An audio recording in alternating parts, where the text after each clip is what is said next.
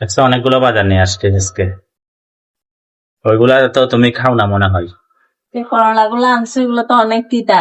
খেয়ে দেখি, এগুলো উস্তা, অনেক টেস্টি। ঢেঁড়স করলা, এটা কি আনছে? আলু, এখনের দিনের গুলো আনতে পারো না, ধনে পাতা। এখনো উঠে নাই বৃষ্টি পড়লে।